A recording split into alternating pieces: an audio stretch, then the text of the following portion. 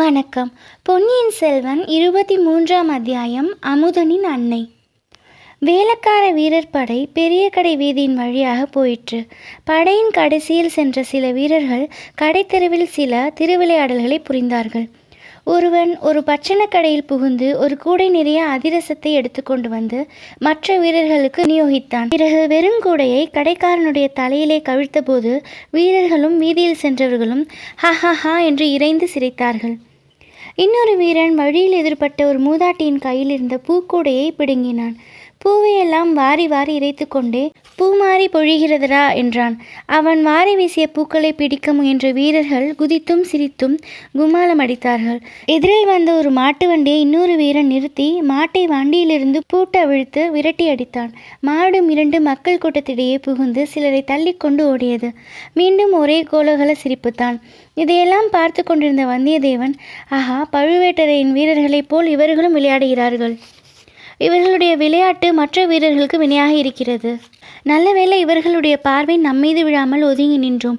இல்லாவிடில் ஒரு சண்டை ஏற்பட்டிருக்கும், வந்த காரியம் கெட்டு போயிருக்கும் என்று எண்ணிக்கொண்டான். ஆனால் ஒரே ஒரு வித்தியாசமும் அவனுக்கு புலனாயிற்று.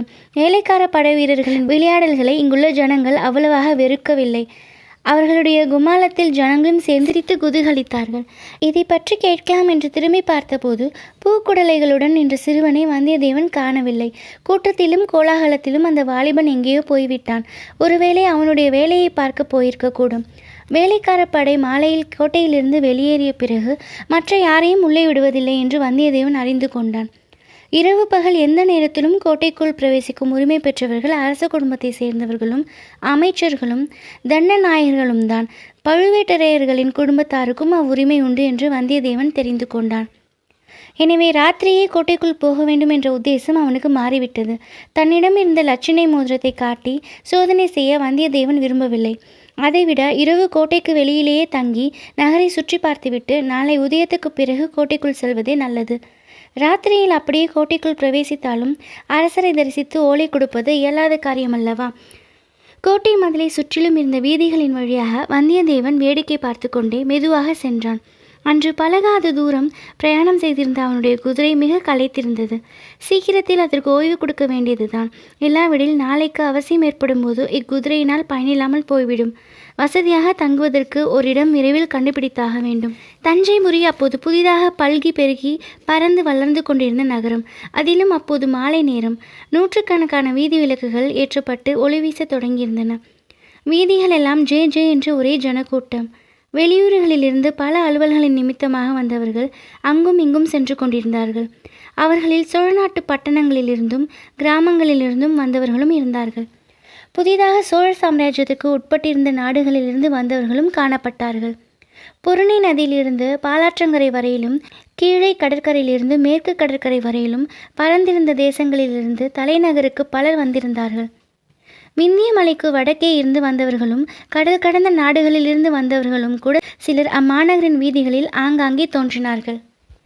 ஆப்பம் அதிரசம் முதலிய தின்பண்டங்கள் விற்ற கடைகளில் மக்கள் ஈ மொய்ப்பது போல் மொய்த்து அப்பண்டங்களை வாங்கி கொண்டிருந்தார்கள். வாழைப்பழங்களும் வேறு பலவித கனிகளும் மலைமலையாக குவிந்து கிடந்தன. பூக்கடைகளை பற்றியோ சொல்ல தேவையில்லை.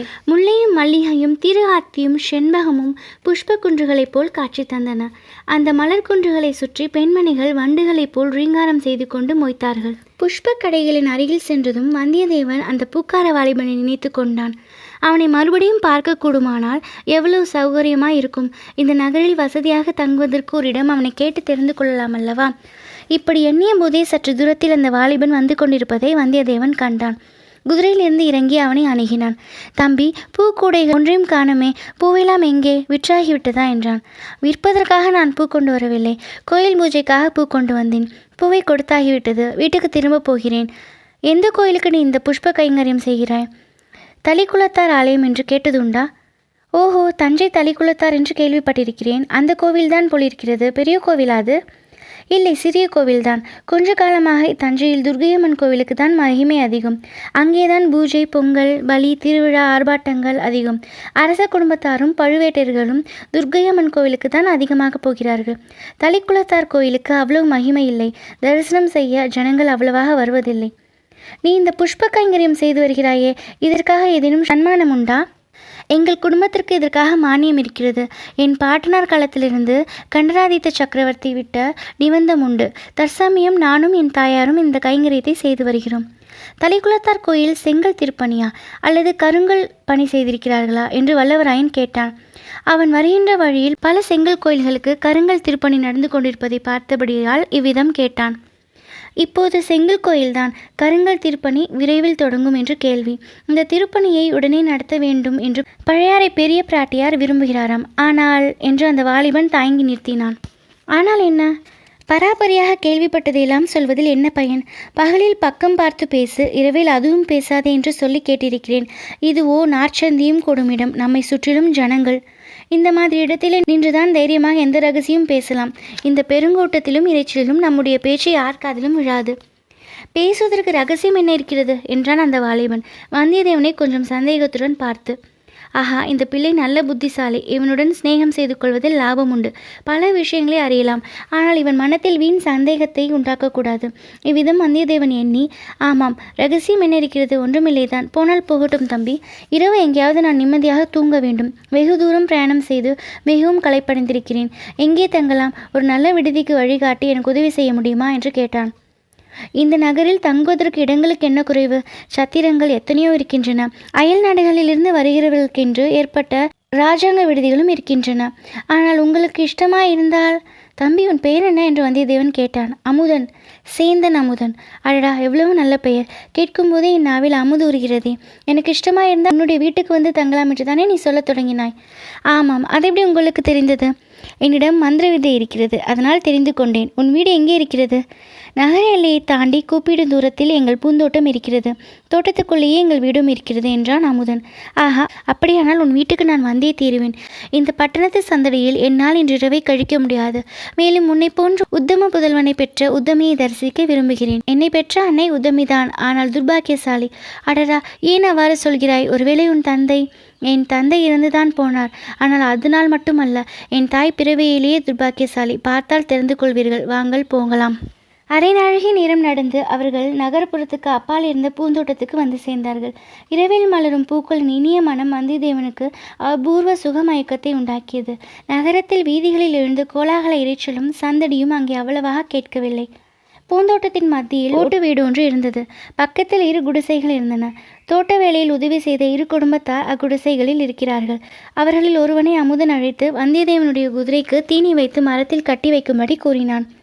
பிறகு வீட்டுக்குள் அழைத்து சென்றான். அமுதனுடைய தாயாரை பார்த்ததும் வந்தியத்தேவனுக்கு அவளுடைய துர்பாக்கியம் இத்தகையது என்று தெரிந்துவிட்டது. அந்த மூதாட்டி பேசும் சக்தியற்ற ஊமை, காதும் கேளாது என்று தெரிந்தது. ஆனால் அந்த மாதரசியின் முகத்தில் கருணையும் அன்பும் நிறைந்து ததும்பியதை வந்தியத்தேவன் கண்டான். கூறிய அறிவின் ஒளியும் அம்முகத்திலிருந்து வீசியது. பொதுவாக ஏதாவது ஒரு அங்கத்தில் ஊனமுள்ளவர்கள் மற்றபடி சிறந்த அறிவு கூர்மை உள்ளவர்களாக விளங்குவது சிருஷ்டி விஸ்திரங்களில் ஒன்றல்லவா? அமுதன் சில சமிக்ஞைகள் செய்ததும் அந்த மூதாட்டி வந்திருப்பவன் அயல் தேசத்திலிருந்து வந்த விருந்தாளி என்று தெரிந்து கொண்டாள். முகபாவத்தினாலேயே தன்னுடைய பரிவையும் வரவேற்பையும் தெரிவித்தாள். சற்று நேரத்துக்கெல்லாம் இலை போட்டு அந்த அம்மாள் உணவு பரிமாறினாள். முதலில் இடியாப்பமும் இனிப்பான தேங்காய்ப்பாலும் வந்தன. அந்த மாதிரி இனிய பலகாரத்தை வந்தியத்தேவன் தன் வாழ்நாளில் அருந்தியதில்லை.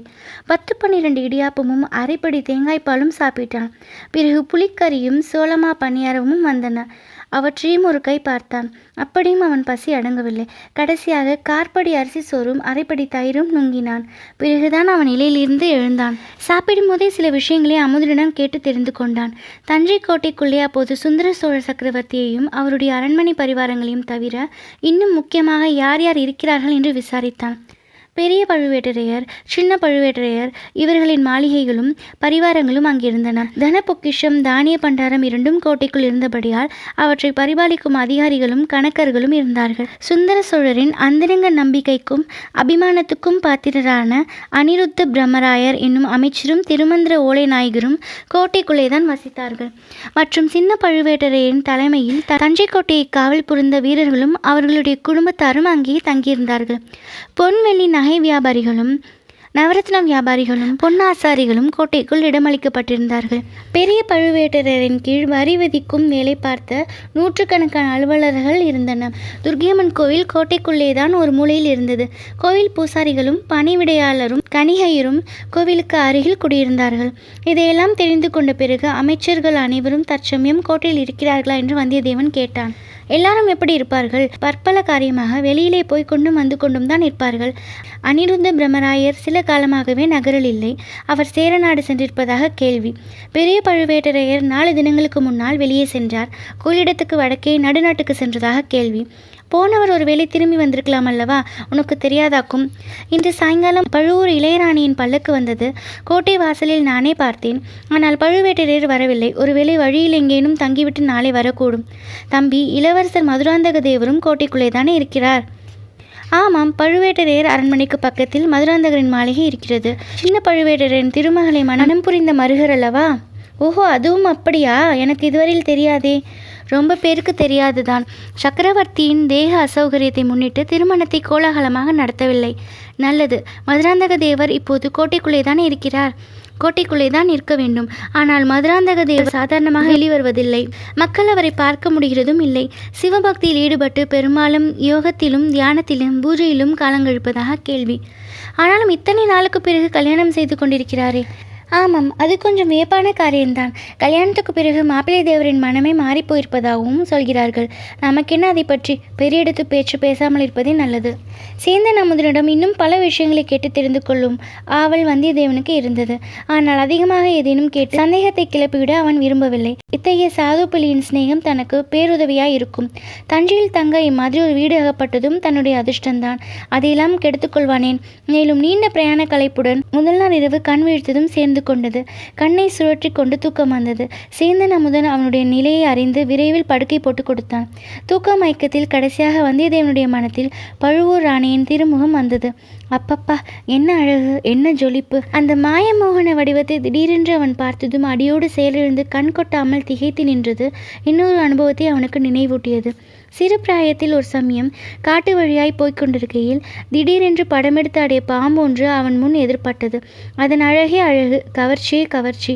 வந்தியத்தேவனால் பாம்பின் படத்திலிருந்து கண்ணை அகற்றவே முடியவில்லை, கண் கொட்டவும் முடியவில்லை. பார்த்தது பார்த்தபடி நின்றான். பாம்பும் ஆடிக்கொண்டே இருந்தது. பாம்பு ஆடிய போது அதற்கிணங்க இவன் உடம்பும் ஆடியது. இதன் முடிவு என்ன ஆகியிருக்குமோ தெரியாது. திடீரென்று ஒரு கீரிப்பிள்ளை வந்து பாம்பின் மீது பாய்ந்தது. இரண்டும் துவந்த யுத்தம் தொடங்கின. அந்த சந்தர்ப்பத்தை பயன்படுத்தி கொண்ட வந்தியத்தேவன் ஒரே ஓட்டமாக ஓடிவிட்டான். சிச்சி, என்ன உதாரணம்! இந்த புவன மோகினியான சுந்தராங்கியை படம் எடுத்த பாம்புக்கா ஒப்பிடுவது? இவளுடைய பால்வனை முகத்தை ஒரு தடவை பார்த்தாலும் பசி தீர்ந்து விடுமே. நாளைக்கு அவளை மறுபடி காணப்போகிறோம் அல்லவா? அவளுடைய குரலிலே தான் என்ன மதுரம்! இவள் ஒரு அபூர்வமான அழகிதான். ஆனால் குடந்தை ஜோதிடர் வீட்டிலும் அரசலாற்றங்கரையிலும் பார்த்த அந்த இன்னொரு பெண், அவளுடைய முகத்திலும் காந்தி ஒளி விட்டது, அழகு சுடர்விட்டது. 2 முகங்களும் சுந்தர முகங்களாயினும் அவற்றுக்குள் எத்தனை வேற்றுமை! அதில் கம்பீரமும் பெருந்தன்மையும், இதில் மோகனமும் கவர்ச்சியும். இப்படி அவன் உள்ள இந்த 2 மங்கையரின் முகங்களையும் ஒப்பிட்டு கொண்டிருந்த போது மற்றொரு மங்கை வந்து குறுக்கிட்டாள். சர்வாதிகார கொடுங்கோல் அரசியான நித்ராதேவி வந்தியத்தேவனை பரிபூர்ணமாக ஆட்கொண்டாள். தொடரும்.